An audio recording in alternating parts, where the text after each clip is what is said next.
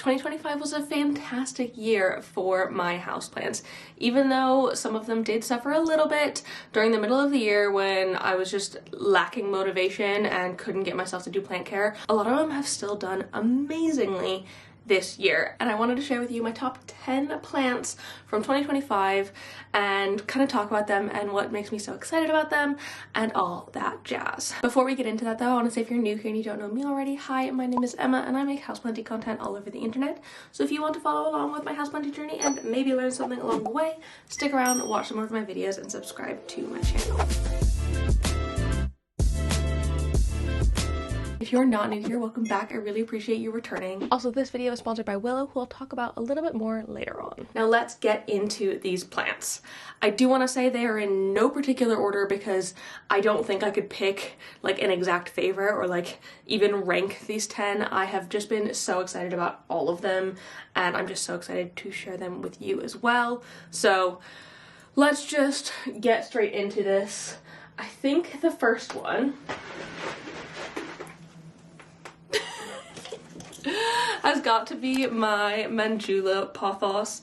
This plant has gone crazy for me this year. I was looking back at my old plant tour video, the one from February time, and I thought it was big then, and holy cow, since that time it has grown so much. It has filled the top of the next pole, has gone over the top. I've had to loop it back round because I just don't have any more I don't have any more space for more moss pole. I suppose I could like chop and extend, but like this thing is as tall as I am. I'm 5'9". Like I am not a small person and this pole is my size, which is kind of crazy, and it has done so well. It has also been absolutely fine with my sort of like moss pole watering neglect this year. I haven't been as on top of it as I could have been for this one, especially because it's such a gigantic pole that like it does hold on to quite a lot of water, and so it releases it very slowly, but it's just been fine with that. And so I'm just so proud of where it has gotten, and like to see a plant that you normally see sort of trailing down, climbing up a pole and sizing up so amazingly has been a lot of fun, and I love watching this one grow. And I kind of almost think it doesn't look like a pothos anymore. It's kind of giving me more Monstera alboborsigiana vibes, and I'm absolutely here for that because mine didn't have fenestrations anyway, so like it's fine. But I just love this one. I love where it's sitting in my living room now because it's kind of the only spot that it can fit. It's next to my TV, so I can admire it literally every single day from the couch, and I just get to like love on it so much. And even though it has gone a little bit smaller at the top again, that is because I can't get enough grow light on it. I can't give it any more moss pole, and so it hasn't been able to like get even further. It's just gone too far and I can't give it what it needs anymore. So I think I will just have to chop and extend at some point in 2026, and we can see how far it goes from there. This next one I know I've been banging on about so much this year, but I am astounded with how much it has grown. I was looking back at, again, my plant tour video from February. A lot of these I'll put in like footage from back then so you can kind of see how much they've grown over this year. It was only just starting to branch out, but this year, essentially all of that, it has doubled in size, plus because it has put out branch after branch after branch after branch after branch this entire time. And it is just so cool to see, and I love the variegation on it. I love that this whole side is like extremely white. It's got like a really nice white chunk in there, and then these sides have a little bit more of the green on them. Also, sorry, the light's going in and out a little bit. We're just gonna have to live with it. That's just how winter is here. But it is just, it is so good, and I don't even really have to think about this one all that much as well. I've popped it in front of a bright grow light and that has been fine for it. I've never even repotted this one into different soil. It's just been in the soil it's come in, and it's actually, funnily enough, been putting out like little clovers in there. I don't know how it got those seeds, but it's been growing clovers in there, and I find it kind of funny because I don't feel like those are the same sort of soil needs. But at the same time, if it's working, I don't need to mess with it. And this is obviously working for this euphorbia, and it has been growing so well, and I just love it so much. This one is probably not a surprise to anyone, but my anthurium pallidiflorum, look how big it has gotten. Also, like, I just love the way it sort of moves. It's almost like a jellyfish, and that is so fun. It is so big and beautiful now. The sort of biggest leaves that I've gotten off of it are huge. I think they're like 70 something centimeters, these ones, which is great. And it's putting out a new leaf right now, this one right here. And it has only just like unfurled, and it's already probably about 50 centimeters, maybe more. And holy cow, I just know that it is doing fantastically. And again, I don't have this one in an insanely bright spot. It's not a particularly warm spot either. This one lives in my bedroom, and that is probably the coldest room in our house. I don't know why, but it just sits a few degrees colder than the rest. And this one's been fine with it. It does have like a couple of brown tips. Yes, that's fine. I'm hoping that my use of cow mag going forward with it will help it kind of stop doing that, because I would prefer if it didn't. But all of the sort of like newer leaves don't have that, so I'm guessing that it's probably fine and I don't need to worry about it too much. But it has just been an absolute pleasure to grow, and I could probably put this on a favorites list every single month. It is easily the like easiest anthurium that I've ever grown. I don't need to worry about its humidity. It's got like a grow light kind of, but it's mostly just getting ambient light, and it has not complained once. Like, it doesn't even really lose leaves. I took a leaf off for the first time in maybe like 6 months or a year today before filming this video. And so like, it just stays so bushy. It doesn't cycle at all, and I am just in love with how big and beautiful it is. And again, I can't wait to see where it goes next year, because this leaf, I'm just so excited to see how long it gets, because it's already quite a decent length, and it is nowhere near close to like firming off yet. It is still sizing up tons. Before we get into the next plant on my favorites list, I want to talk about the Willow Smart Plant Sensors, which have actually been really helpful with my plant care this year. And I actually don't keep smart plant sensors in every single one of my plants. I've got about 200. It would be kind of chaotic, but I do keep them in a select few plants that I really want to be keeping an eye on. Whether it is a new plant that I've never tried before, like this fiddle leaf fig, which I'm trying for the first time this year, several years into my plant collecting journey, or if it's something that I've moved to a new space and I really want to make sure that it's getting the right environment and the right care in order to stay happy and healthy. And these sensors don't just track soil moisture, they also track light, temperature, and humidity, and they send you super clear alerts that tell you exactly what the plant needs in those realms. And the app is genuinely one of the best I've ever used. It's super clean and minimal, and I can really understand what's going on with my plant care. Also, the plant nerd in me absolutely loves the data. I can get graphs on my plants and see the sort of light levels and temperature fluctuations over time. One of my favorite things this year to see was when a big tree was cut down outside of my kitchen window, and I can actually pinpoint on the graph where that tree got cut down because I can see the amount of light changing so drastically. Just being able to have that information, I think, is so cool. It just makes plant care so much easier when you can actually understand what's going on and see the sort of trends that are happening within your plants. So if you've been wanting a little bit of extra help for your more difficult plants like this one, or you're just tired of not knowing whether or not your soil is actually dry before you water your plants, I highly recommend you give Willow a try. I will leave the link down below in the description, and don't forget to use my code so you can get a little discount in there. Thank you so much, Willow, for supporting my channel. Now let's get back to more of my favorites. I don't think my 2025 favorites list would be complete without at least one begonia on it, and I think this begonia Arabian Sunset is kind of the perfect favorite of my begonias right now, because it started the year actually pretty freaking big. It was large already. I had it in the office on that like trellis thing in the corner underneath a Soltech Aspect grow bulb, and it was absolutely loving that. It was basically at the top of the like grow light, and then midway through the year it was like up against my ceiling, and I decided it was time to cut this thing back, and I cut the shit out of it. I had so many cuttings. I had a whole bucket full of cuttings that I was able to share with so many of you, which I absolutely love. Like, I gave tons out to my patrons and I sold some to you guys. I've brought some to swaps throughout the year. I've really been able to share the love with this plant this year, and yet I still have a fairly decent sized plant. I think this plant has maybe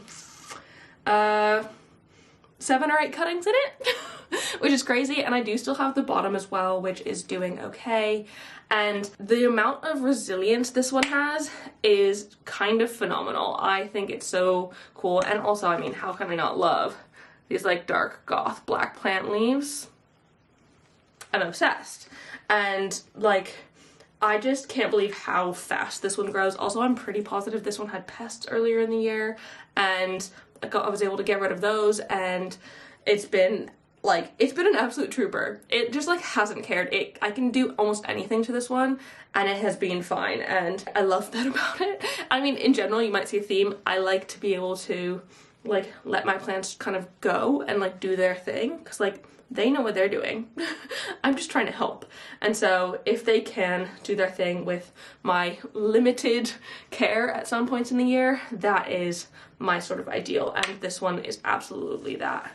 Like, oh, it's just, I can't believe it's already so full and big. I think it was about this size at the beginning of 2024 when I put it like on that trellis on the wall, and it got to the top of that wall in the year. And so I know if I put this in that sort of same spot again, I can get this one to grow like crazy forever. And like, it's just been one of the craziest begonias I've ever had. And it's kind of crazy that when I got it originally, I wasn't into begonias and I didn't even like it. I didn't even like how it looked.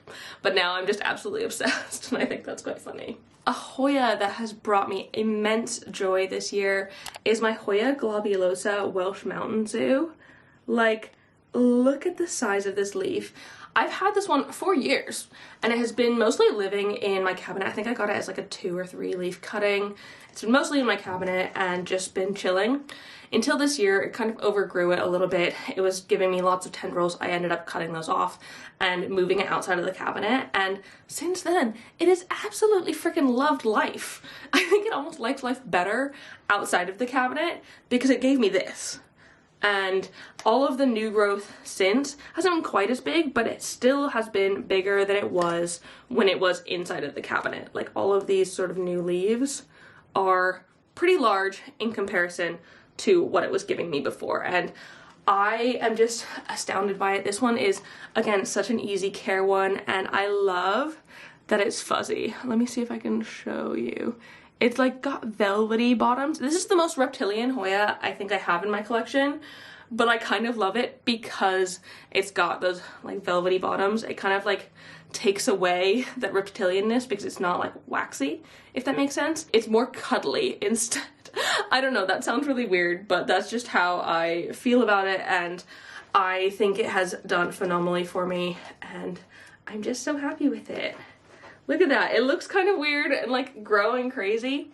I don't care. I love that about it, and it makes me happy, and so that's why it's on this list. I'm actually a little bit surprised by this one. This is my ficus elastica tineke, and holy cow, this thing has grown this year. It has been insane. Looking back at the old footage, it was so small. I had only just pruned it back and it sort of branched out a little bit, and the pruning was down here. And so like all of this is pretty much new, and I think the biggest change that I've had for it this year has been putting it into semi-hydro. It has absolutely loved that and has grown amazingly since. I have it in a no drainage vessel now, and the roots are growing crazy in there. I don't even know if you can see them on that side, but you can definitely see them on this side. The roots are growing crazy, but also, can we look at that size up? The sort of leaf size down here compared to the leaf size up here. It has just done so well, and it's kind of difficult to like properly show you. Oh, that's nice. Look at that. It's kind of difficult to properly show you because the leaves are very much so pointing upwards, but from my understanding, that means that it is happy when ficuses keep their leaves up. It means they're not looking for more light. They're not trying to search out more. They're just content with what it's getting. And so I think that's good. This one is in front of the same grow light that the euphorbia is in front of, and it is bright, and it is absolutely loving that, eating it straight up and like giving me just the most amazing growth ever. And like, I was pretty sure, what, in 2021 or 2022, that this one was a goner. It had spider mites, I cut it back, and I was like, I will take a prop, a safety cutting. And that's what this has grown into. It's taken years, and I think that is because of a lot of neglect, but this is the first year that I think I've actually been able to like cater to its watering needs and its light needs properly. And it has like rewarded me for that massively by growing incredibly.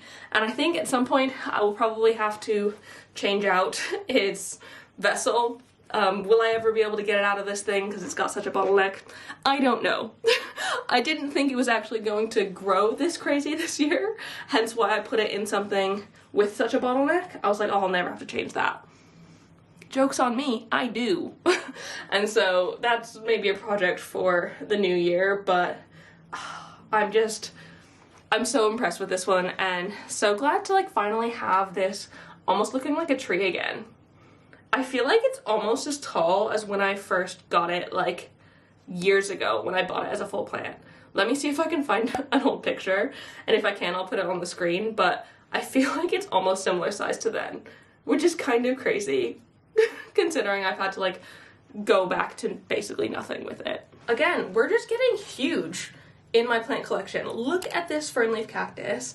This is the next plant on my list, and I don't really notice how big this one is getting until I look back at the old footage and I compare, and I'm like, this thing is an absolute beast. It has grown so much for me over this year, and it has gotten actually really, really long as well. I feel like this branch in particular is huge, and it's branching out as well, and it's giving me the like very, very, very fern leaf leaves, because I feel like for a while it was kind of giving me these kind of things and I'm like, that's not as much my jam. I wanted it to look proper fern leafy like the kinds you see online. It's doing that now, and I am so impressed by it, and I love it so much. And it's kind of getting to the point where it hangs super unevenly as well. Like it leans itself massively forward because it is very much so one-sided, but I kind of don't mind that. I think this would look so good. Oh my god, this would look so good, almost like mounted on the wall, because right now I have it hanging on a tension rod, but if it was mounted on the wall kind of coming out, that would be so nice.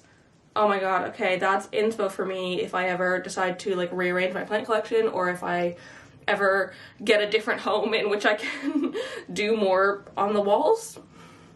That would be absolute goals, because I think that this one would look amazing like that. I just like love this one so much, and again, it is so chill, so easy care. This is another one that's pet safe. It's one that I didn't need to move when we got Cosmo, and I can only have him in a room with pet safe plants. I didn't have to worry about this one. He also didn't even go for it like at all, so that's a bonus. This is probably one of my favorite plants of all time, and I know I've said that before, but I just cannot get over it.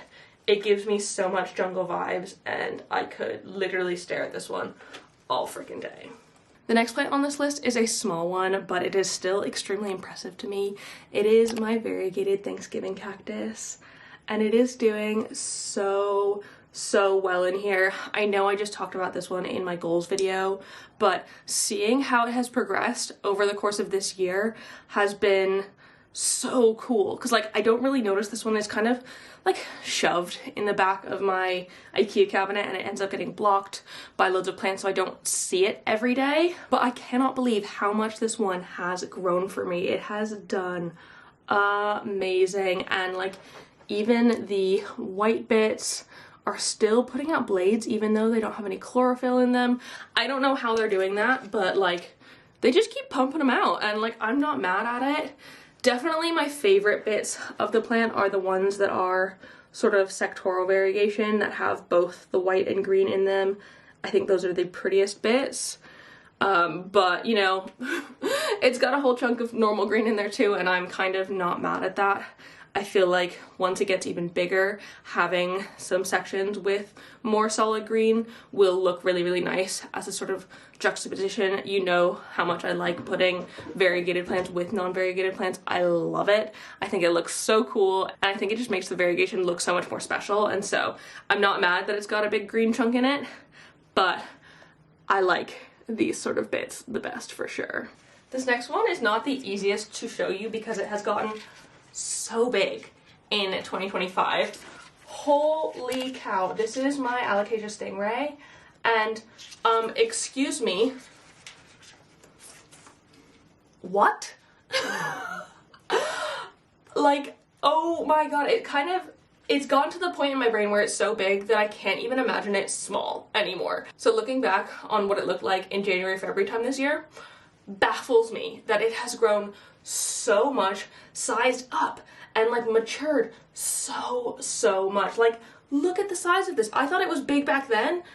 No, I think this is double the leaf size it was earlier in the year, and I am just like, oh, I am obsessed with it. Also, it has given me so many corms this year, and I've been able to share it with several of you as well, which I love.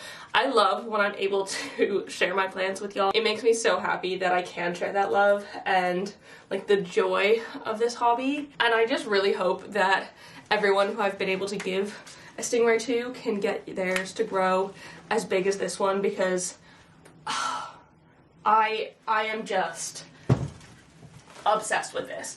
And I think it being under a grow light from above has been the best thing for it. Earlier in the year, I moved it in front of the Soltech Aspect bulb, or underneath the Soltech Aspect bulb, and it quite loved being there to the point where it was burning its leaves on the light. And now I've got it under the Growing Claria on my sideboard here, and again, it loves that. It loves the very bright light. And yes, it does occasionally touch the light and give itself a burn. That happens, and that's okay. I'm hoping it learns from it. It does seem like the stems are getting slightly less long, so it's not going to be as leggy. But to be honest, if my alocasia leaves are this big, I don't care that the stems are 70 centimeters long, because it needs to be that long to support such a big, beautiful leaf. And so, like, I cannot be mad. I cannot be mad. Look at that. It's so nice. I'm just astounded by this plant, and I love having it in my collection and seeing it every single day, and like being able to watch it grow this year has been amazing. And then the final plant on this list is one that I actually got this year, fairly late in the year actually, but it has made such an impression on me. All of the rest of these I've had since the beginning of the year, if not 4 years prior to this, and so I think that's helped to get them to grow really well and big. But this one I added to my collection in September time, and I'm kind of obsessed. I understand the hype now. So this is my philodendron ilsemanii, and it is not big, it is not crazy, but I was so nervous spending my money on this plant. Luckily, this cutting, while it was a mid-cut, was not very expensive. It was like 76 something pounds, which is a really good price for an ilsemanii, especially one with what I think is really nice variegation on it. It did just have this single leaf when I got it originally, and since then it has rooted insanely. Like, look at those roots in there. It had some roots when I originally got it, but like I was a little bit worried because I have heard that ilsemanii are notoriously difficult to root, and so I was like a little bit nervous. But it has rooted really well, and since then it has given me this new leaf from the growth point, which is So beautiful. It came in this gorgeous pink color, which I was really enjoying. I don't tend to like pink plants. I much prefer when they fade down to like a cream or like a white variegation. And so this is kind of the perfect thing where like it starts out a little bit pink and then fades down. And it's got another new leaf coming in there now, which is so exciting. And I'm so excited to see what it grows in as. Eventually, I probably will have to get this on some sort of pole or something in order to hopefully get it to grow leaves like this big or even bigger would be a great goal. And it's actually living on top of my IKEA shelf in front of a Sansi bowl, and it kind of likes that. It seems to be perfectly happy up there. And also, this is the first time I've ever used dirty sphagnum. It doesn't look fantastic in there. Like, because the sphagnum stays quite moist, it does get a little bit moldy, mildewy on top, but like that's really nothing to worry about. It is just white mold, nothing too intense. And it has loved this mix, and so I'm very happy that it went well, because that was another thing I was nervous about. I was so nervous about this one because it was so expensive relatively, as well as like so finicky from what I've heard. And so for it to do well for me this year in the like limited amount of time I've had it has been such a joy. And I love checking in on this one every day or every week and seeing what it's doing next and getting excited about anything new sort of going on with it. And so that is why it has made such an impression and has made my 2025 favorites list. So there we go. Those are my top 10 plants from 2025. I really hope that you have had such a good year as well in terms of your plant growth. I'd love to hear some of your favorites down below in the comments. What has done super duper well for you, or that you've been the most excited about this year?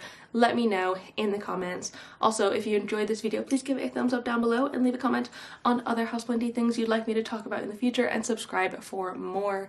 I hope you're having a fantastic day. Happy freaking New Year. Can't wait to see what happens in 2026, and I will see you in the next one. Don't forget to keep growing. Bye!